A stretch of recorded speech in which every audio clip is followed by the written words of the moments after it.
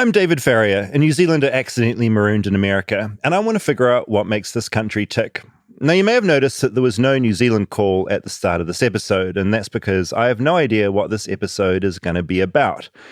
You probably know what it's about because it's in the title of the episode, but as we record this, I don't know what we're going to call it because I have no idea what I'm going to be learning about. That's because right now I'm sitting here with Rob and today's guest, Gareth Reynolds, and I'm mortified because I'm reading this intro live in front of them, which is always terrible. Gareth is a comedian who has a bunch of podcasts. I highly recommend We're Here to Help. It's excellent, but I first found his work through a podcast called The Dollop. It's a podcast about American history, about some of the crazier, madder parts of American history. They've clocked up almost 700 episodes now, but an episode that has always stuck with me is episode 12, The Rube.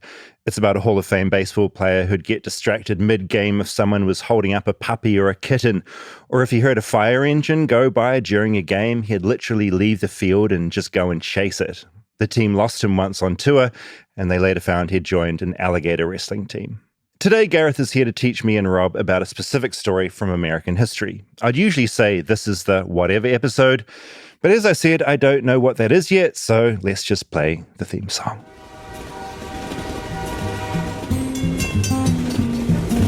Flightless, flightless, flightless bird, touchdown in America.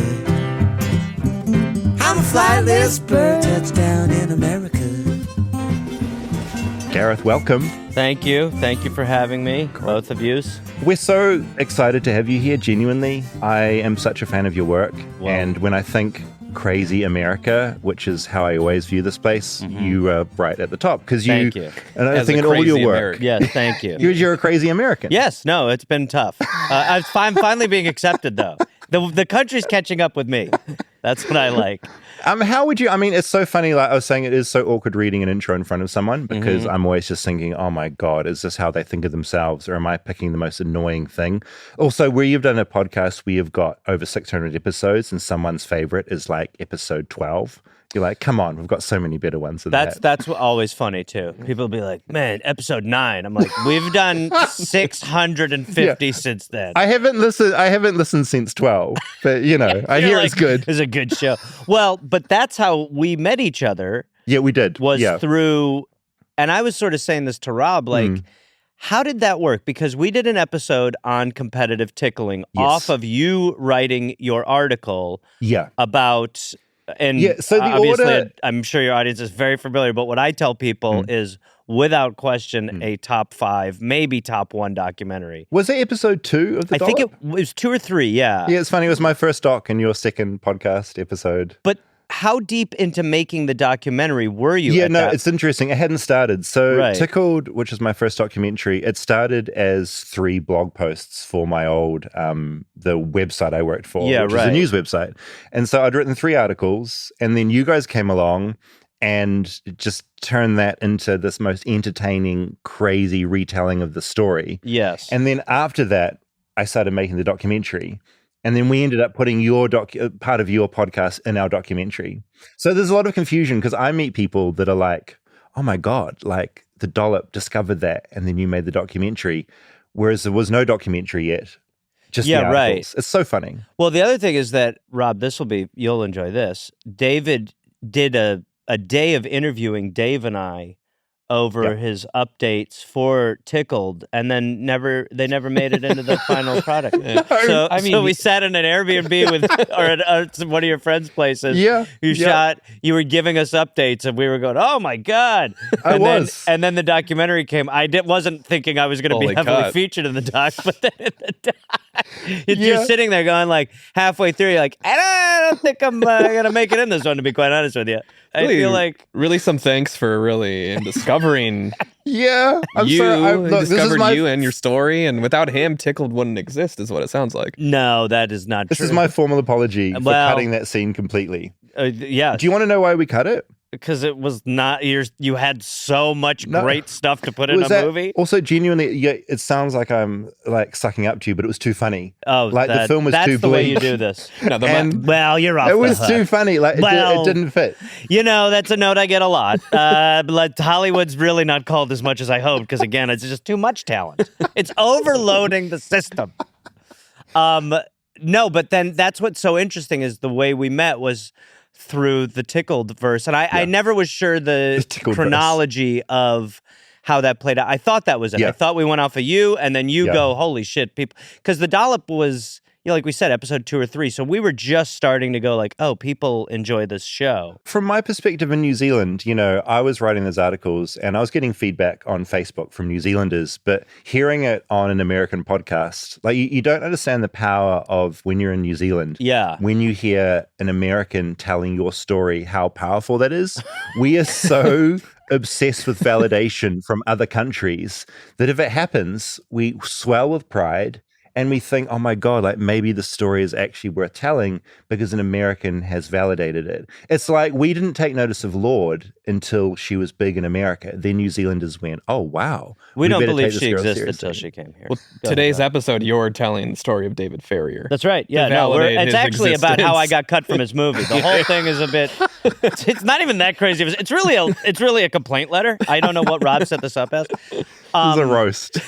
But I know that because my family's English, the obsession with America is even no matter how much we're, headed towards the drain, we really are still, people are still like, hey man, he did it there. Yeah, it is. And it's something I haven't talked about a lot this is a show all about me being in America, learning about it, but that it's hard to explain to Americans how powerful that validation is. Which is weird because this is a show where I often sort of rag on certain parts of America. And yet for me, I still feel validated when something pops off here. I think I always look at America as sort of like a very wild, out of control cousin that when you see, you're still like, get over here, you. Yeah. But you're also going like, well, these Facebook posts are out of control. Yeah, this is embarrassing. Yeah, this is really bad. I'm going to have to mute this guy. That's exactly it. Well, I don't know. I don't want to take over your format, but I am going to read this story. And I think when I was trying to kind of narrow it down, that was sort of what I wanted to do. I feel like Rob will have definitely some familiarity with it. You might, but I thought there is something very quintessentially American about this. And I want this. And if that's coming from you as well, you've told so many of these uniquely American stories. If you're excited about this, then I am also excited. Well, should we establish what the Dollop format is? Because when we wanted to have you on, it felt like a really perfect match for kind of the format of this show. The Dollop format has been pretty much for every episode except for maybe 10-ish that Dave Anthony, who is really beyond just a comedian, has this unbelievable skill of finding wild American stories and as of late really finding ways to relate them to today's world. Like we spent the first half of our episodes being like, we used to be the craziest country, and then now we're going, oh boy, that's so familiar.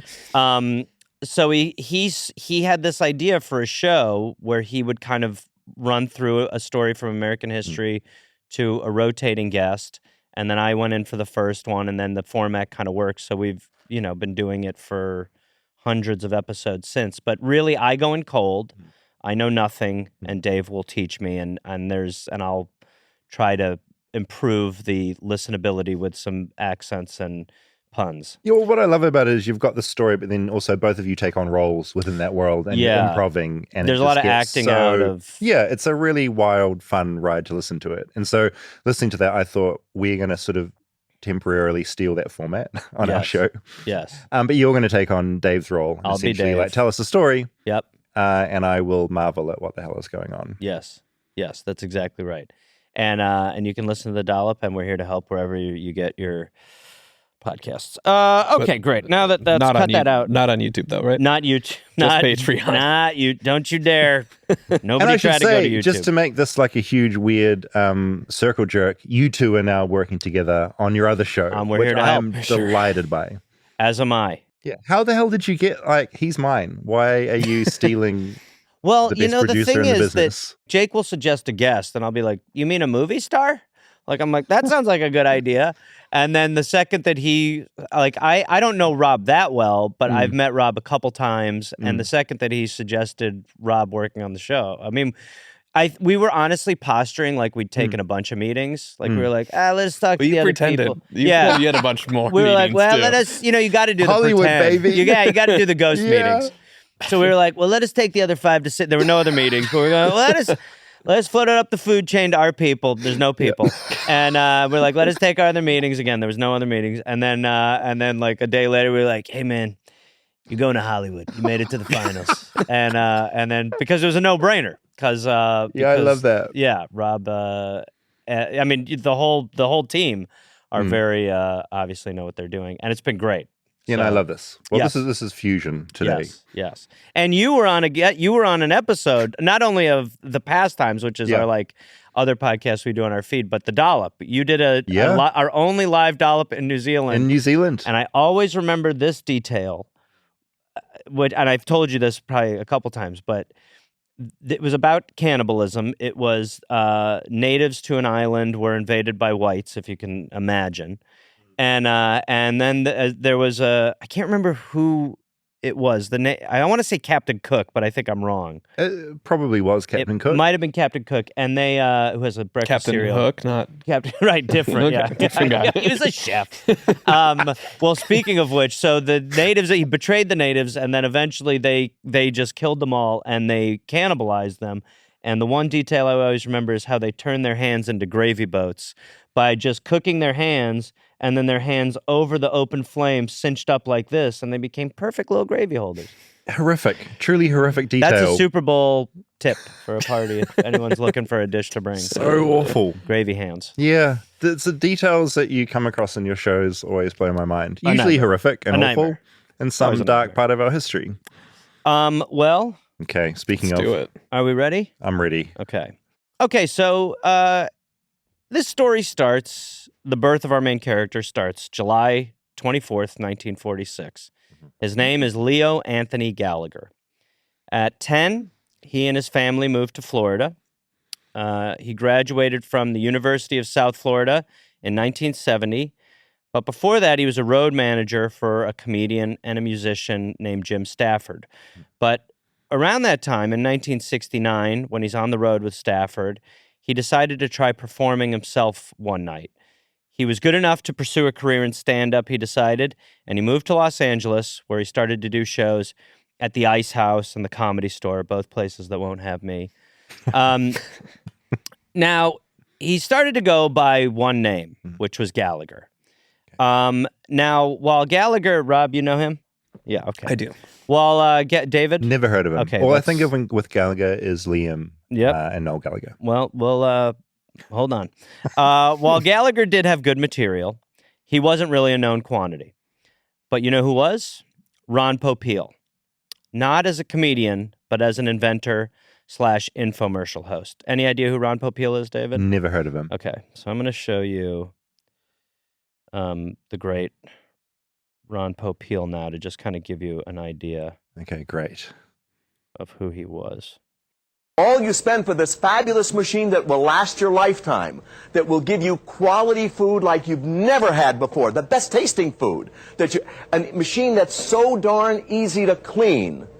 All you spend for this fabulous machine is just 5 easy monthly payments of only $19.99. What do you think of that? Under $20 a month. Can't beat it. You can't, and look what you get. I love him, and I love Ronco. Now, are you familiar with Ronco at all? Never heard of Ronco. This is all new to me. That really did set off this infomercial culture. Oh, so this was the beginning of infomercial land when it was all kicking off. It was like QVC maybe existed, but I don't think it did. Infomercials became, because of this guy really, became so huge. And he was an inventor, quote unquote. Ron created the Pocket Fisherman, Mr. Microphone, the Smokeless Ashtray, the Inside the Shell Egg Scrambler, Dial-O-Matic, the Automatic Pasta Maker, the GLH, which stands for Good Looking Hair Formula number 9 hair system. I need that. And the Showtime Rotisserie Chicken, and the barbecue oven, the electric food dehydrator, which I actually had as a child.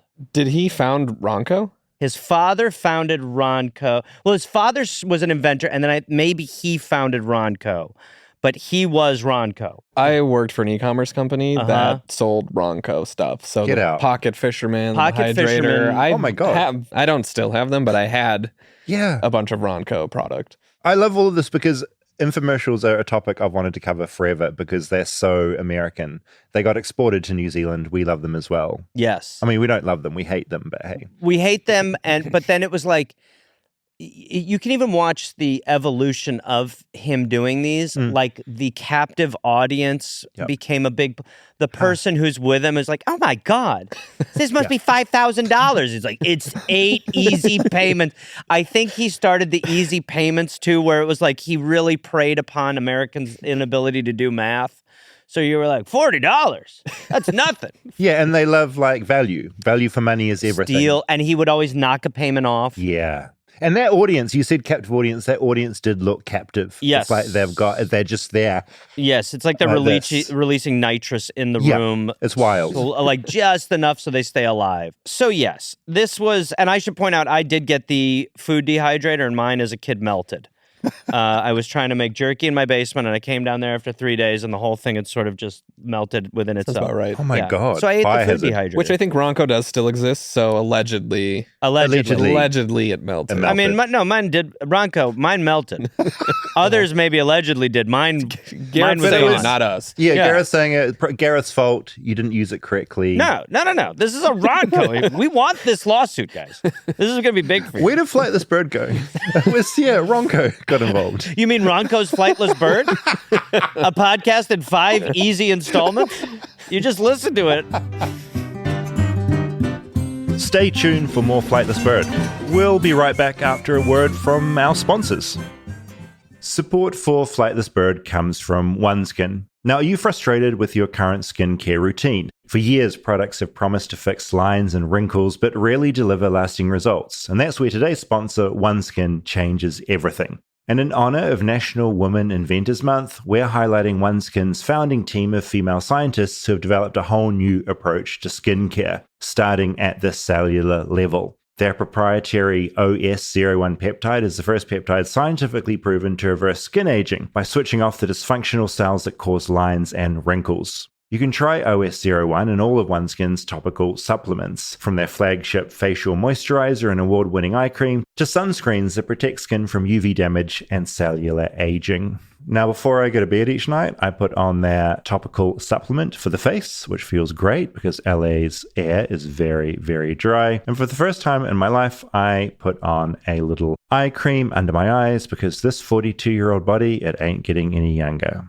OneSkin was founded in 2016 by an all-woman team of scientists with PhDs in skin regeneration, stem cell biology, immunology, and bioinformatics. And the OS01 works at the cellular level to improve key aging biomarkers while reducing the visible signs of aging, including lines, wrinkles, and saggy skin. OneSkin believes the purpose of skincare is not just to improve how you look, but to optimize your skin's biology at the cellular level so it's more resilient to the aging process. As I said earlier, founded and led by an all-woman team of skin longevity scientists, OneSkin is redefining the aging process with their proprietary OS01 peptide, the first ingredient proven to help skin look, feel, and behave like its younger self. Get 15% off with code BIRD at oneskin.co. That's 15% off oneskin.co with code BIRD. After you purchase, they'll ask you where you heard about them. Please support our show and tell them we sent you. Invest in the health and longevity of your skin with OneSkin. Your future self will thank you.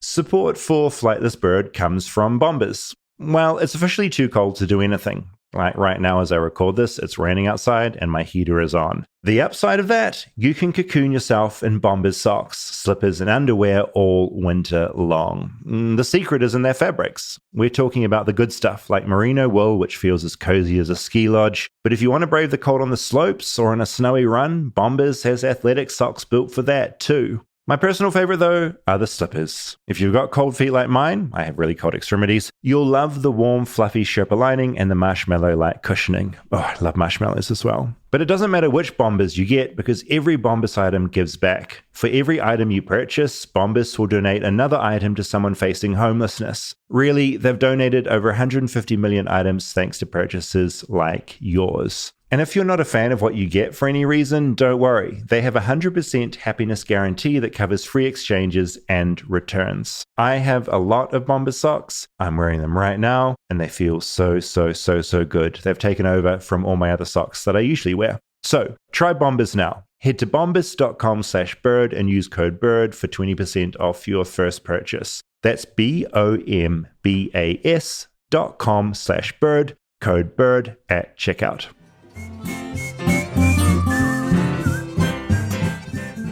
Okay, so he really did revolutionize how Americans bought their bullshit. You know, the 3 easy payments, the money back guarantee, peak nightmare TV capitalism at its birth. So in 1956, him and his father began hawking this revolutionary Chop-O-Matic. In the 80s, this device turned into the Veg-O-Matic. And the slogan was, it slices, it dices.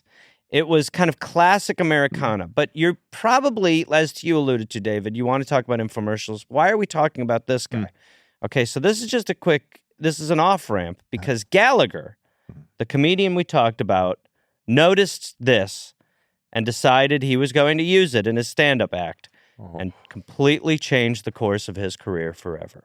The Slice-O-Matic? The idea of the infomercial. Okay. The idea I thought of it was the specifically salesman Okay, pitch. okay, I'm with you. So Gallagher he came up with this idea for his closer that was called the Sledge-O-Matic.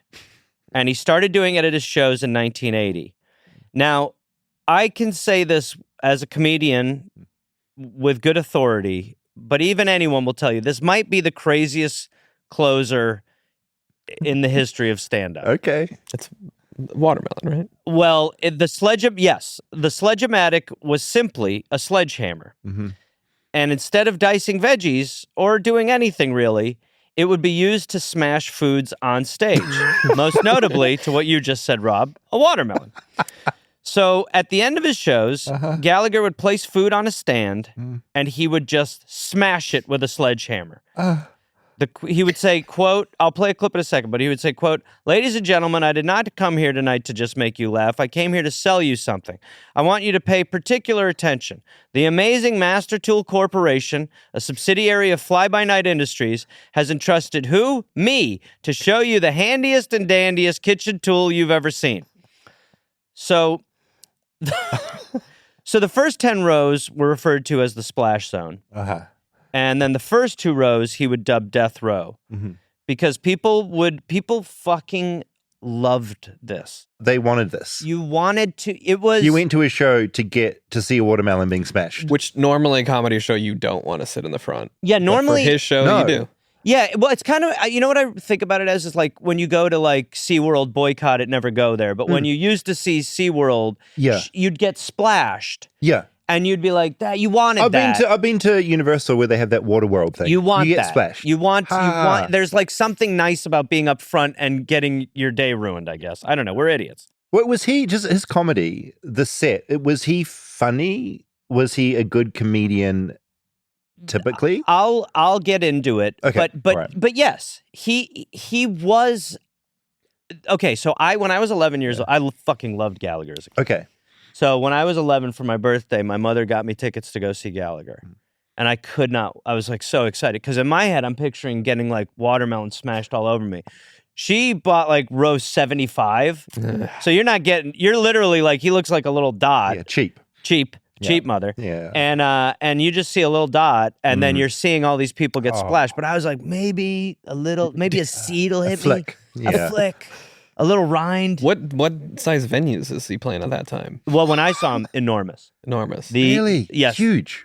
Huge. Not just a comedy store, bigger. No, we're at no clubs. Wow. We're talking Those full theaters. I would say amphitheaters. Okay. Like theaters at minimum, but for the most part, he was playing like where the sports team would play. Okay. Which I've gone on the road with those comedians. I mean, you're talking like top 10 biggest earning comedians. Okay.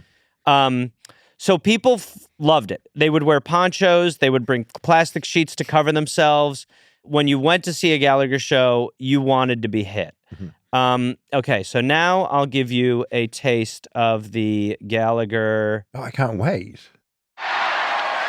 Well, first, you get out an ordinary apple or two. You place the apple between, flatten the pan. Then what do you do, gang? It's simple. You reach for the tool. There is not a slice. There is not a dice. There is not a chopper and a hopper. What in the hell could it possibly be? It is Sledge-O-Matic. What is it? What does it do to let us?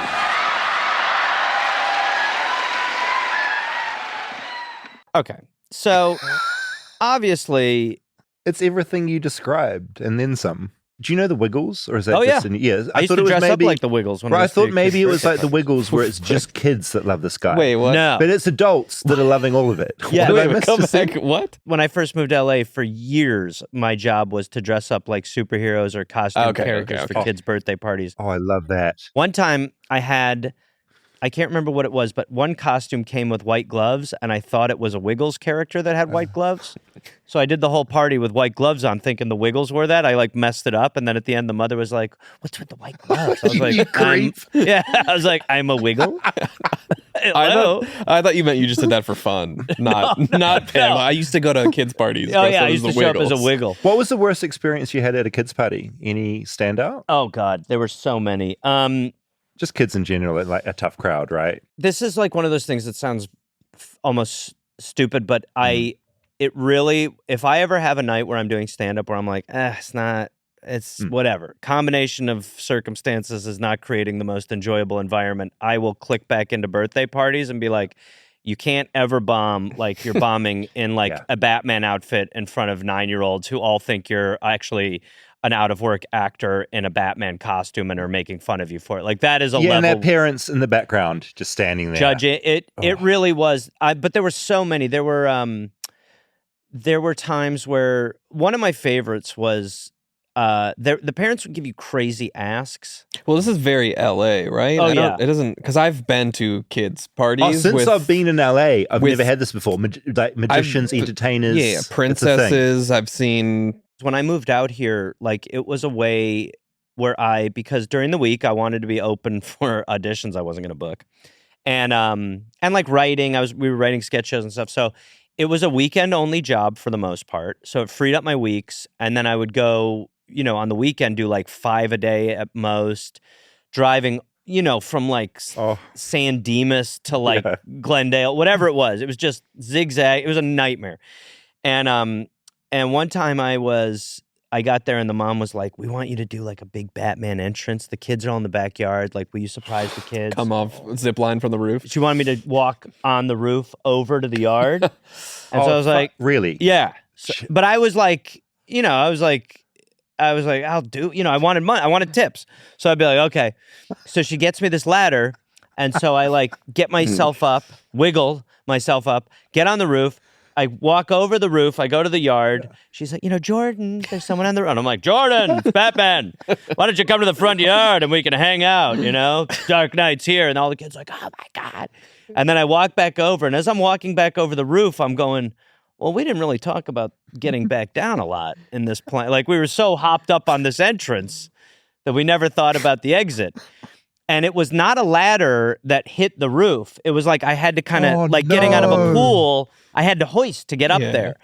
And then so all the kids come around and then I'm trying to dangle onto the ladder that I can't see. And I'm sort of like, and the mom's like, you're almost there. And I'm like, This is awful. Yeah, I'm like, I'm getting second thoughts. Is there a window Batman could maybe go down the stairs? And then so eventually, like I slowly, after 5 minutes, got the confidence to let my legs touch.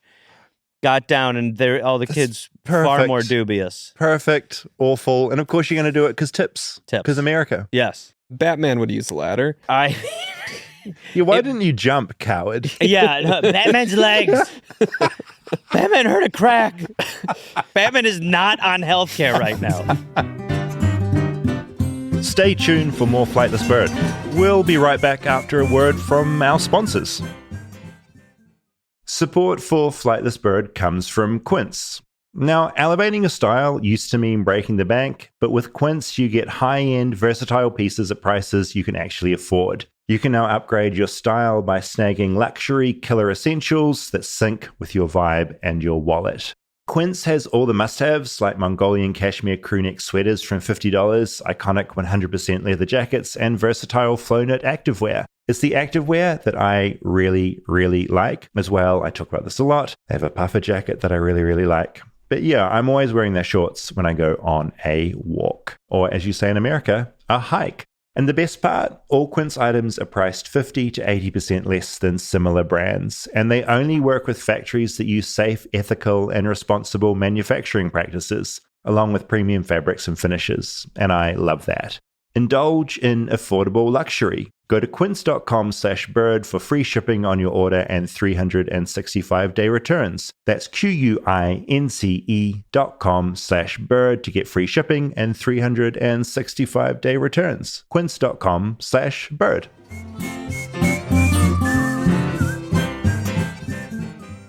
Okay, so there you go. So, and then to your question, right? His shows are getting bigger and bigger. He began doing specials with Showtime. He's building a bigger audience. His stage builds are getting larger and more wild. Like he would turn a couch into a trampoline on stage. He had desks for bits, lockers. It just all became a bigger production. Like I said, he was doing these with Showtime, but he always closed with the Sledge-O-Matic fruit smashing. Were a lot of comedy shows doing like that much of a stage routine? No. It's not normal. There's sometimes if you'll go back and you'll listen to an old George Carlin special or you'll watch a George Carlin special, it all had a little bit more of this goofy sort of, this is the circus kind of energy. Right. Whereas now, which wasn't right, but now comedians do this thing where they're like, I'm the baddest ass comedian of all. Like the backstage black, and then and then they get out there, and he's like, "So socks are so hard to buy."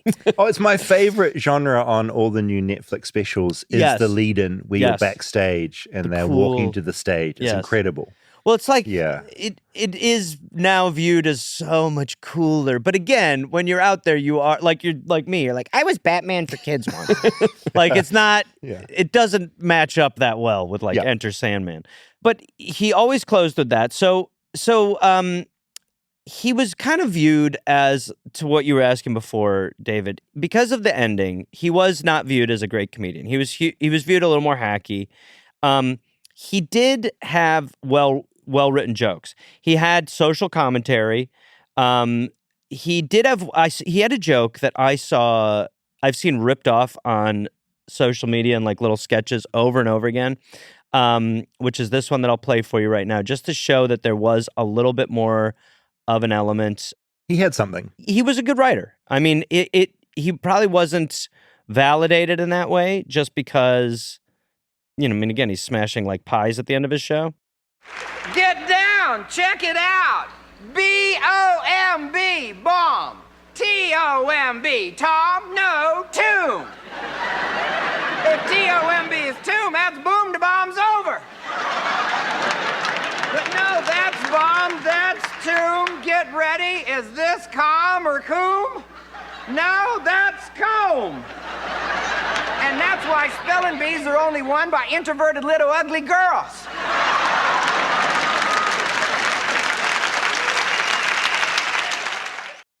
We'll get to that part of him soon, the controversial ending to that. The fat introverted girls. Yeah, but the spelling. But you can see that they're like, that's a good bit. Yeah, it's a good bit. It's funny. It's like he does it how on English works, what's going on. The English language. And I have seen that like ripped off a number of times.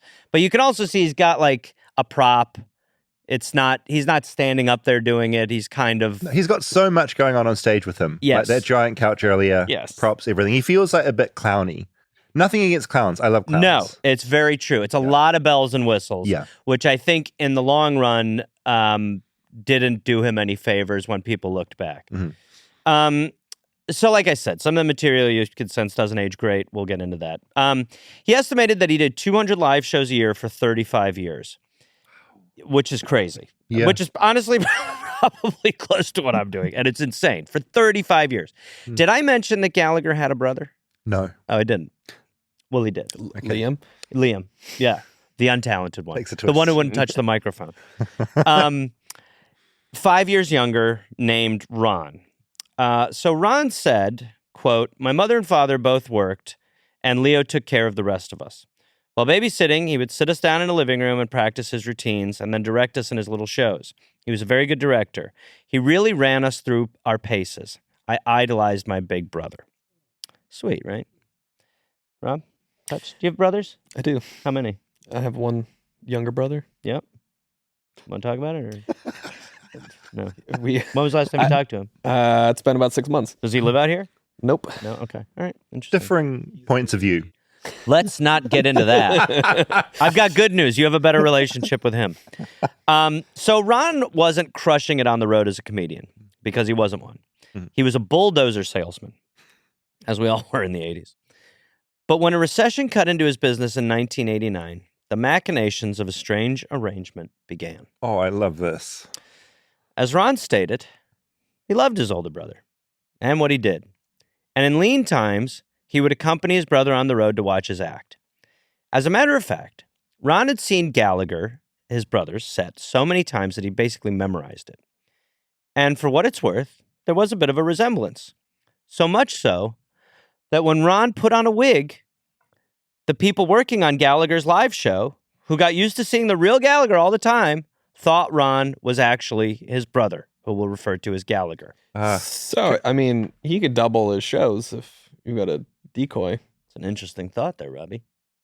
Just a quick divergence relating it, because I have to relate everything back to New Zealand. Yes. There's a really talented comedian in New Zealand, and his persona is the boy with tape on his face. He was on, I think, America's Got Talent. See, this is why I was excited, because having gone to his world, you are like, who is it? And they're like, the dingo salesman. And you're like, what? What are you talking you didn't about? Get him. All right, so the guy with tape on his face. His persona is he puts a big bit of black tape on his face so he can't talk. He's essentially a mime, but he will enact out different, like he's got spiky hair, like big eyes, and he sort of mimes different things. And he was on America's Got Talent. He got huge, and he now has a residency in Vegas.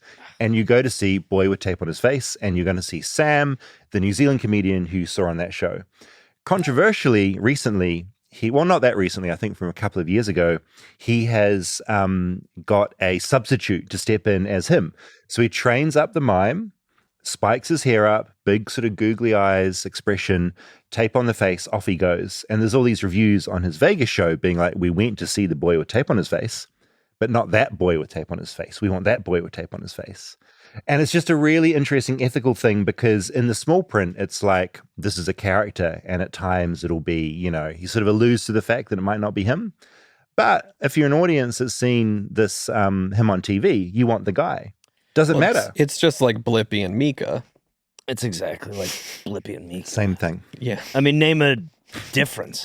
What's the difference? Yeah, there's no Blippi and Mika. It's the same. It's a kid's No, but show. I'm They do the same fascinated thing where they by- just brought on like another Blippi? person. Yeah. Another Blippi? And it's on the TV show. It's crazy to And have YouTube. filming. That is Yeah, not yeah. a lot. I think that might be the line. Because Vegas is actually, it is a very good, it is Oh, I've got very another. experimental with that, because you will have a fake Garth Brooks performance, or you do have a lot of, like Elvis is sort of the way that maybe began. But where this really got me, I went to see Chris Angel in Vegas. Oh, Chris wow. Angel, Yeah, big yeah, show. yeah. I'm excited. I love that sort of shit. I'm there.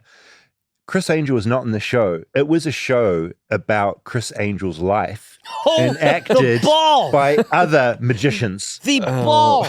And I also, Oh, I went there with my friend Amy. I then embarrassed myself because in my mind, I'm like, no, he must be here.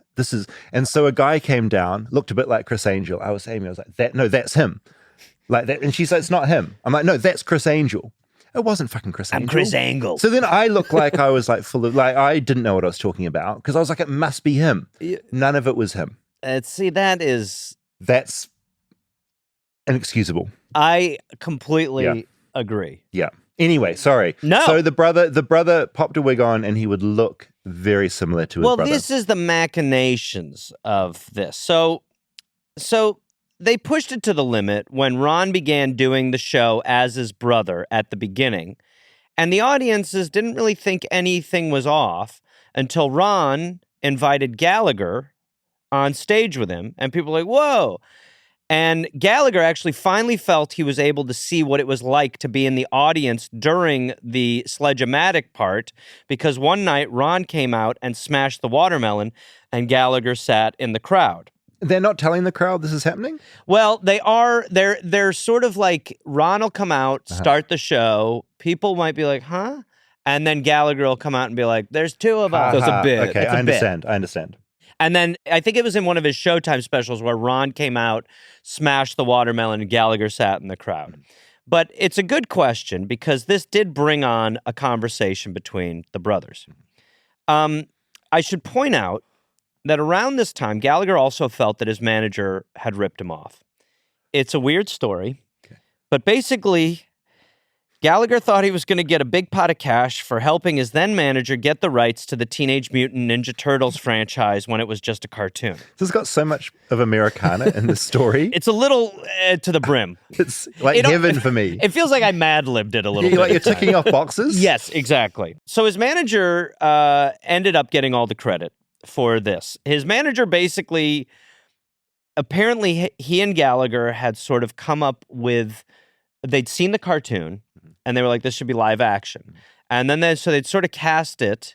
Gallagher was going to be one of them. Dice Clay was going to be one of them. What's his name from, you guys are too young. Richard Pryor. Sure. They were all going to be one. You were going to have a Pryor turtle, which I think was a frog. Anyway, there ended up being an issue, and Gallagher's manager cut Gallagher out of the deal, and Gallagher felt really swindled. So he parted ways with him. Now, that might be true. There is, Debate. it's a little murky because Gallagher did think a lot of people or projects indirectly stole from him over the years. In no relevant order, he accused these people or groups of stealing from him. The Insane Clown Posse, Andrew Dice Clay. This is heaven. Andrew Dice Clay, the movie Splash, David Letterman, Cher, Guar, the movie Stripes, Robin Williams, the movie Police Academy, and the Blue Man Group. Those are massive, massive entities, all of them. Yes. And they all came from him? Yes. This guy's got an ego as well, because you always think that when you have an ego. You're like, it must have been me. Yes. I mean, on that level, to be Yeah. You know what I mean? To accuse the Blue Man Group of being derivative is really, that's an ego. Yeah, it's incredible. That was mine. You know, imagine like going to see Blue Man Group and the guy next to you like, I was going to do this. You're like, what? It's amazing. Also, on what basis, you know? Yeah, I think because he painted his face at one point? I don't even think he did that. Well, he was smashing things on stage like they do. Yes. Okay, I think they it was, smashed things. They were, yes. There was food on stage and they used it. Okay, so Gallagher's ex-manager, the guy who he thought stole the live-action Teenage Mutant Ninja Turtles from him, also started working with a future jacked prop comic named Carrot Top. Uh-huh. So Carrot Top, I don't know how much you know about Carrot Top. He's in Vegas? He's in Vegas now, but Carrot Top was enormous when he came out. I mean, he's enormous now, he's jacked. But he was really popular. He was very creative. He was a prop comic, which again was sort of, considered hacky, but he was huge. So that had Gallagher in this weird headspace, whatever. So he's upset about Carrot Top's existence. Carrot Top's working the clubs. And Ron and his brother knew his act inside and out.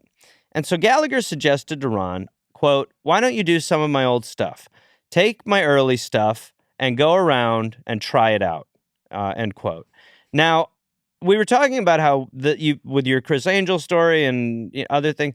This, to my knowledge, had never been done before. This is not some trend you missed. This is nuts. Like franchising himself as a comedian while he's still touring.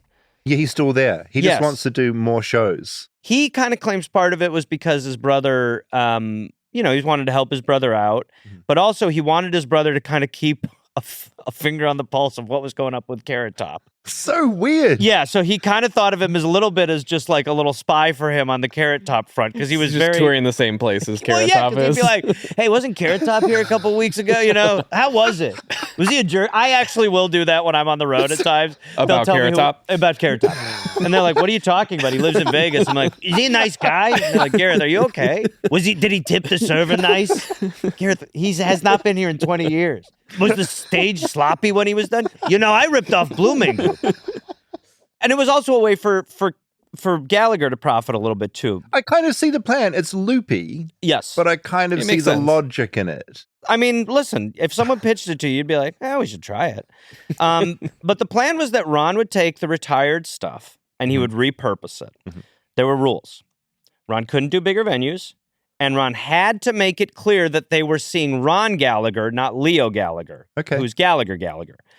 Leo, quote, there are so many out-of-the-way places I can't go to. I wanted my brother to see what it was like to be a comedian. I wanted my older jokes to continue, end quote. And Ron could do the Sledge-O-Matic, but never for TV. Good ground rules. Yeah.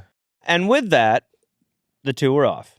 Well, I like that it's smart. He's not setting his brother up to become a bigger star than he is. He's trying very hard. Yeah, but he's also doing his work, so it would have been good for both of them. I think ego-wise, it's awesome. But if I really indulge my ego and I go, I'm telling someone to go around the country and do my album. I mean, that is my first album that I really don't do any.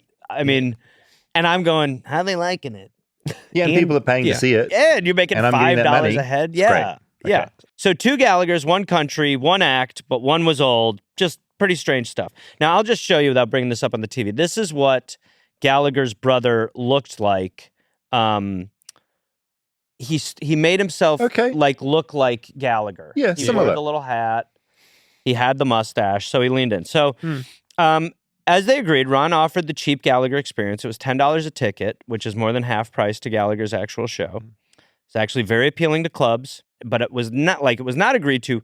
Ron wasn't billed as Ron Gallagher. Or not the real Gallagher. They started to bill him in a way where it didn't seem like Gallagher, but it also might have been Gallagher. So they went with Gallagher 2, TOO, or sometimes Gallagher, the sequel. So weird, this but it's marketing the prequel, and framing, though, right? Well, yes, it is kind of a prequel. It's like a cover band. Yeah, that's what I was just thinking. It's a cover band. Yeah. It's a cover band. It's your brother doing a cover band. But of stand-up, which we do talk about it in stand-up, how, once you're done with the jokes, you can still do them, but you can't, nobody's going to be like... You wouldn't be a cover band of a stand-up because you couldn't monetize someone else's jokes, but if he's monetizing it himself, why not? I also think the thing with stand-up is that, the jokes are the element of surprise for the most part. Once you remove that, the sheen is off a little. There's still some comedians that you go for the one joke. But that is true. And people are into that. I mean, there's bands that too, where you want that one song. Bands more than the story, but there are people. I think Rhys Darby, he does every new show, he does new jokes. Yeah. But people love it when he brings out a robot impression. That's so people funny. love it. Yeah. They're there for it. They love that, what they know. Kreischer, I've gone on tour with him, and he does the machine story. People are like, they know every word to it. Yeah. They know certain parts of it. Yeah, it's the Hot Pocket joke. It's the KFC bowl. But I guess what's unique with this is it's like every joke is the same. Yeah, it's not just one, which is kind of a crazy concept. Well, and the thing about the Sledge-O-Matic ending is that is something you can close with forever. Like that, people are into that. So, like I said, $10 a ticket. Ron also got the look down, like I show you. He wore the beret, he wore the striped shirt, black pants, and of course he had a sledgehammer. Day of the show, just like Gallagher, Ron would go shopping at the store. He would pick out what fruit he was going to smash that night. there is a bit of controversy over how convinced the crowd was. Some people say that it was so convincing nobody knew. Other people, like Bill Burr, said it was just super weird to watch, and that within 5 minutes, people were like, what the fuck is going on? This isn't Gallagher. Bill Burr said, quote, he didn't sound anything like him. But Ron felt he was nailing it. He said, quote, I could tell people that I'm not Gallagher, but they don't believe me. Then it's like Gallagher's being rude to them, trying to avoid his public. A lot of times I argue with people after the show who swear I'm just undercover, playing the smaller venues to try out new material or whatever. End quote. But it's old material. But it's old material. Yeah, So many weird layers. yeah. And he was actually starting to try new material. He was coming up with his own material? So he starts kind of writing his own stuff and single white femaling this all a little bit, where he's kind of, he's starting to be Well, he's like a comedian now. He's starting to feel like a comedian. Well, you'd be empowered by their audiences loving your stuff, so why wouldn't you give them something of your own? Dumbo's feather. Chicken or the egg? Chicken or the egg, Dumbo's feather, a lot of chicken stuff either way. Well, we got to make it bird themed for this show. Well, yeah, right, yeah, It's the rule. right, yeah. So Ron, as his brother, is cooking on the road, but it was all getting very confusing. There were now two Gallaghers touring the country fairly actively. One who looked like Gallagher, and the other who sort of looked like Gallagher. And Ron, touring as Gallagher, was hurting Gallagher. And Gallagher, I know this is confusing, decided that this experiment had gone a little too far. See, like you said, you thought Oasis Brothers were a confusing feud. So one New Year's Eve, Gallagher wants to do a show at this theater in Detroit. And when he tries to book it, he discovered that the theater had already been booked by Ron. Oh, I love this. With, as Gallagher, with the higher ticket prices. And that was it. Uh-huh. The real Gallagher was done. He wanted the act stopped. But Ron did not want to stop. No, Ron why is would loving he? it. He's got the power. He's got the power. He loves it. Yes, he's living as Gallagher. Do we know the details of their like monetary split? I do not. No. But I do think that Ron was getting a cut, but Gallagher continued to say the whole time that he wanted to help his brother out. Yeah. So he was saying that he was doing it for that, but then he also says he wanted to keep an eye on Carrot Top and Carrot Top. And I'm level. sure he was taking a cut of Ron's Of course, shows. had too. to be. Yeah. Yeah. But that's why when he sees the higher ticket prices, he felt, ripped off. But if they're both sharing profits, then Yeah, we need to see the paperwork for this, this deal. I also feel this is a bit like your son, Rob Calvin, coming on the show and like doing the end, because I feel like when this started, I was really excited because like Rob's cute kid ends the show. He gives his take on the topic. Now people are writing in being like, more Calvin, less David, more Calvin. Happens. And so I start to feel what this is like. Yeah. But just to be clear, you're right. Thank you so much. Yeah, thank you so much. Good Lord. Yeah. And right. Rob, how long until Rob starts going like, we should probably do a third? I know. I'm waiting for it. Here we go. Like, that's your son. That's going to you. Yeah. Yeah. Well, I met one of his kids on Zoom the other day, and I sensed it. Yeah, it's there, He's right? already, he's like, he said, he's young, but he goes, do you ever do guest callers anymore? I go, hey, no, stop this. I could imagine that being completely legit as well. it was Vinny. Yeah. If Vinny was angling. So he can't name a kid Vinny. He's like, hey, listen, what's the action? What do we got? Okay. Yeah. So this now led to a Gallagher versus Gallagher lawsuit. Leo was now suing Ron. Huh. Filed in Michigan, the lawsuit kicked off in 1999. Gallagher claimed that Ron had stepped on and violated his publicity and trademark rights. He wanted Ron to stop touring as Gallagher. He was guilty of doing a little too well. Now, Ron claimed in court that he was barely doing the old act anymore. The material was mostly written by him now. Yeah. The smashing is a big part of it. It's a great argument, though. Fresh content. Yes. The line is very blurry. So the court case, by all accounts, was fairly strange. Arguments over words and phrases and costumes and jokes. What could be done without infringing. The family, the Gallaghers, took Ron's side and suggested that Leo Gallagher, wanted to do all of this initially because he had a drug problem and it was a way for him to keep a supplemental income coming. Huh. But it was all irrelevant because in July 2000, the judge sided with Leo Gallagher, the original Gallagher. The ruling stated that should Ron decide to go back on the road, he could not use, quote, a sledgehammer or a similar device to pulverize watermelons, fruits, food, or any other items of any kind. Such a weird ruling to be written. It's just like Just the judge typing that out. I mean, what I am hope I he doing? finds a way around it though. well, it is one of those things where it's like if you're the stenographer, you're like, this is a very normal ruling, but if you like walk in, you're like, hey, what's going on in here? What is this case about? Is this like a grocer debate? Yeah, exactly. Ron also couldn't sport, quote, a beret, a striped shirt, long hair, or a mustache, end quote. And there was to be no promotion using the name Gallagher, which is tough for Ron because It's his name. is actually his name. Ron tried to get back out there, but he was too worried that, when he would show up, what was going on. Like, he showed up to do one event, and the club was promoting him too closely to his brother, so he canceled it. He eventually tried his hand at stand-up using his own name and making an allusion to the old act by saying it was, quote, a smashing good time, end quote. Witty. People were like, okay, he's British. It didn't last. Didn't work.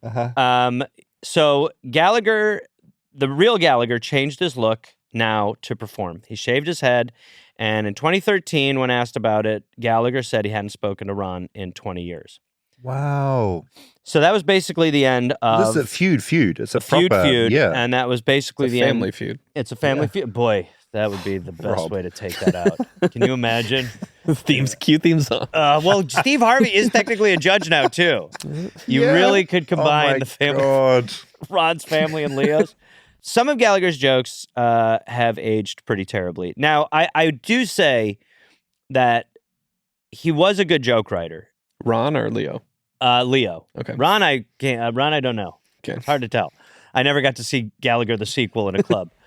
He was, though. He was like very, he was very critical of government and the police and all this shit. But he also is victim of what we see a lot when we look back on stand-up, which is that, you're just like, dude, what? I mean, the where were you at right abuse of the people, the unempathetic ways of it really, and he was, a lot of jokes about gay people were quite present in his act. Comedy dates brutally, doesn't it? Of all the art forms, like certain things do, but comedy in particular. I also think, I love Bill Hicks. He's truly like one of my favorite comedians of all time. And he gets into trouble because people they look back and they go, yeah, there's offense.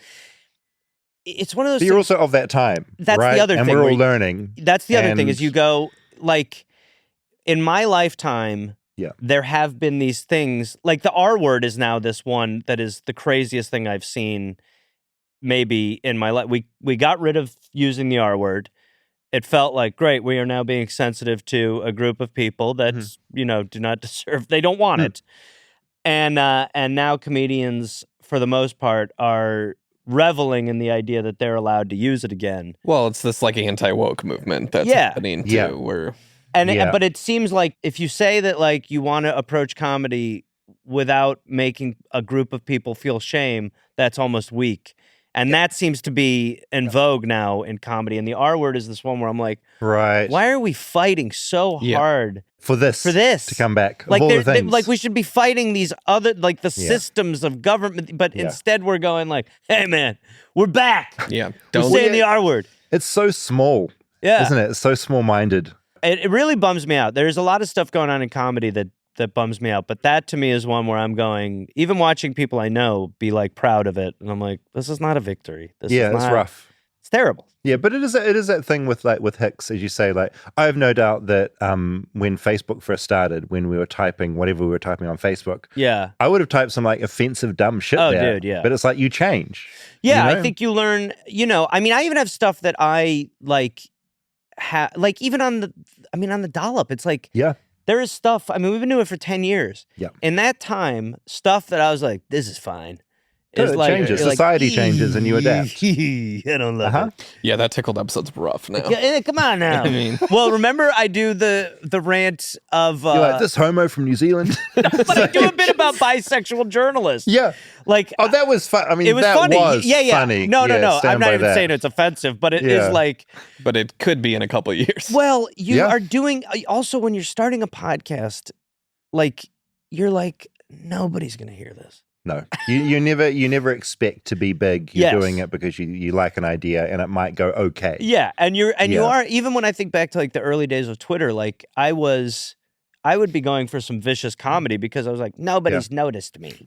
Yeah. I'll show them. Or just like going back to Facebook, because for some reason I went back to my very earliest Facebook posts. And the way we used to use Facebook and Twitter as well, it's like you thought you were talking to only your friends. Yeah, Well, it felt like a vacuum. It's the way we use those platforms. It was. At one point, you were just writing on your friends' walls. Sorry. That's right.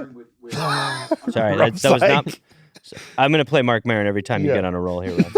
At one point, you were only writing on your friends' walls. That's right. It wasn't So then public. it became a No, you're right. Yeah. That was the Status whole updates idea of it. were brought into it, and it was... That explains it. You were not expecting it to be public. Oh yeah, I was reading my post being like, I'm deranged. Like, what the hell? That's why.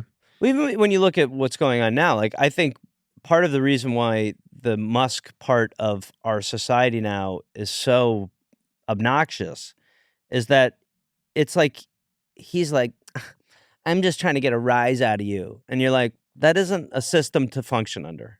Yeah, That's completely. not like how we should be acting in a like that's not what are you getting out of that? Yeah, I know. I owned you. Well, even his response to the dialogue around his salute was just more like, Yeah. It's so Did I or didn't I? Yeah, like, no, it's bro, that. are you talking about Nazis? And you're like, And then you go and speak at the German... I mean, that was not the greatest follow-up to be like, it wasn't a Nazi salute. Now, But anyway, also, here's the alt-right let me German tell you- group. I'm going to go speak when I was in front of. speaking to the big- Nazis, why I did that. Yeah. what my point was. But he's the ultimate example of that kind of mentality.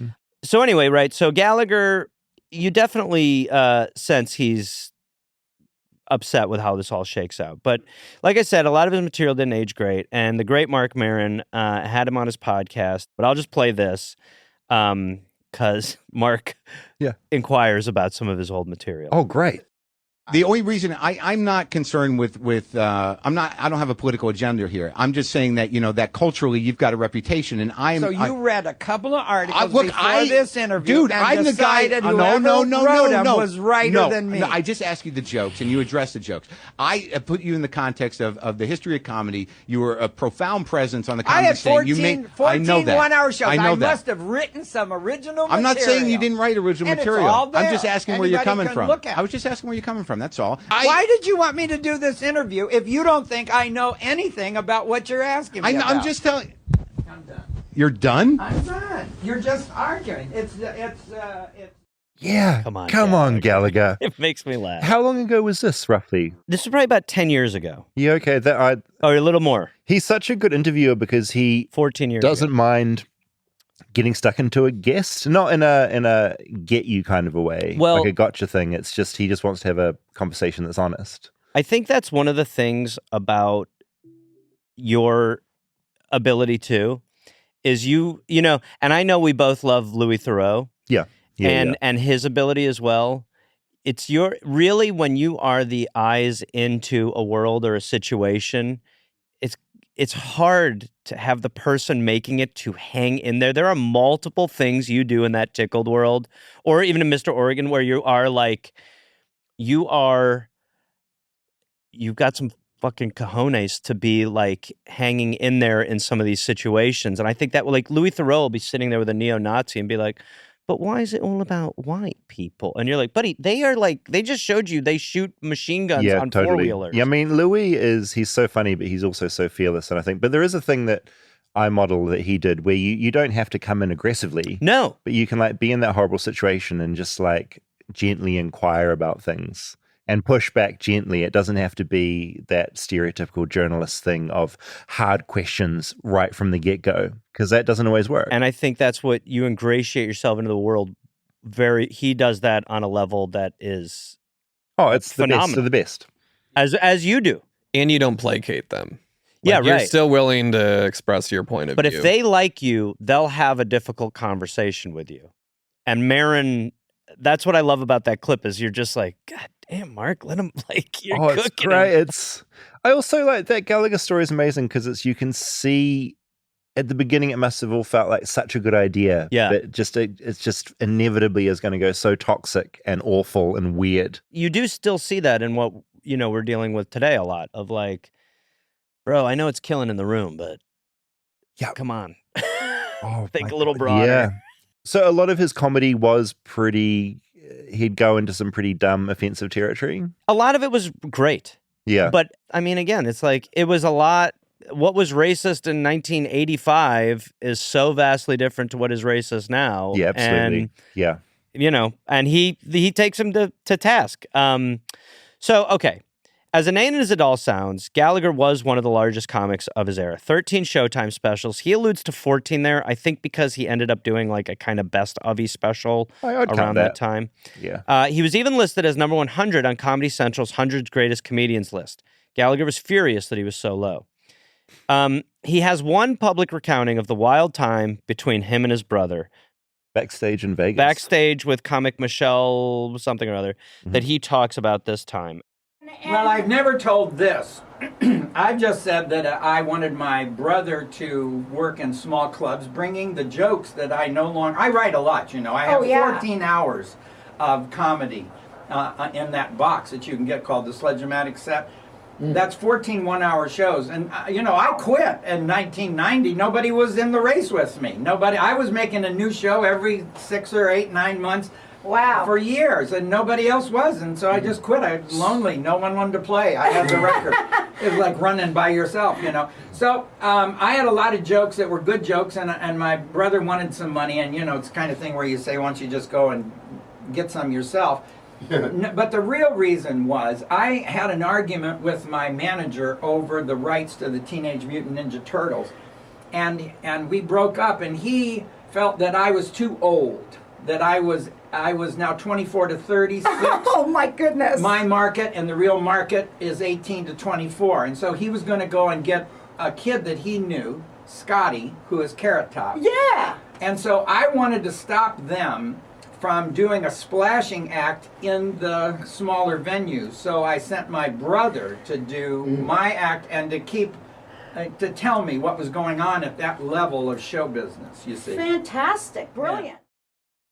So I think that's part of why she gets him to talk so much is because she is laughing so hard at his shit. Yeah, and he's loving it. And he's loving it. It's response. So he's really opening up. Yeah, he's just all in. But you also hear in there, he's really throwing some shade at his brother. He's making it sound like he was maybe a little inappropriate. I mean, I don't know anything. When I look at this, it was such a murky plan. Like, the optics were so confusing what they were trying to do. Yes. Like, even the naming of it was so unclear. They're going to know because it's lower ticket prices. Some audience members thinking it was him and them kind of loving it, but it's not him. Like, they were all wanting, there was no clear purpose or intent. It seemed like there was some intentionality on deceiving people, but then it went too far for him. Yeah. And he wanted to it pull really back. is like, in this business, as we all know, ego is a very bizarre little beast. Yeah. And so to think that you're good enough to have someone do a testament show, and then for your testament show to actually bother your ego, it's like a real ego hydra, where you're like, wait, so you thought you were good enough to have your brother go out and do your act. He goes and does that. He does it too well off of your stuff for the most part. He does you It's all too the well. same ecosystem. An ego ecosystem. An ecosystem. Ecosystem. So that's really it. Gallagher died in 2022. R.I.P. Yeah, he had like a heart condition. Is Ron alive still? Ron is still alive. Maybe. Oh my gosh. Bring the act back. Bobby, It's your time. new project. It's time. There's no one to sue. Gallagher 3. So that is, and I will say, Mental Floss had an article that really gets into the feud between them. Okay, great. We'll put it in the show notes. It's just such a weird story to sue your brother over your act. That's really what got me into it. It all just like folds in on itself in the weirdest way.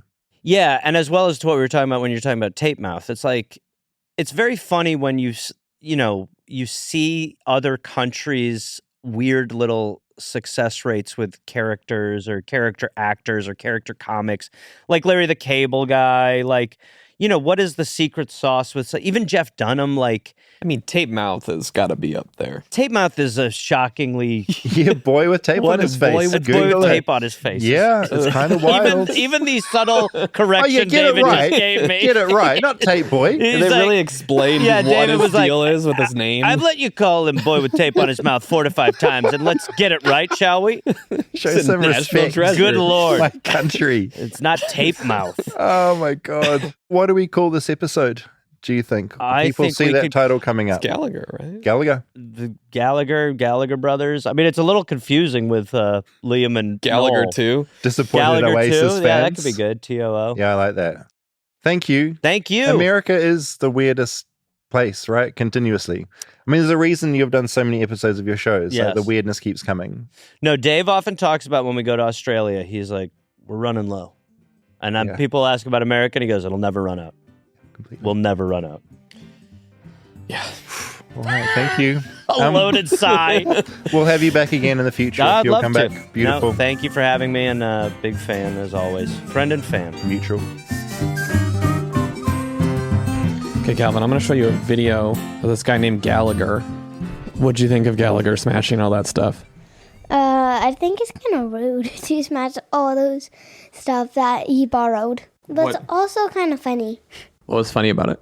The part where, like, the food that he smashed and the food went all over the people. Would you like to sit in the audience when that was happening? Yeah. If you could smash something, what would you pick? If I could smash anything, Yeah. maybe a abandoned house. You want to smash a whole house? If I could do it. Like, if I had a huge hammer and I was huge, I could hit it. Like and subscribe.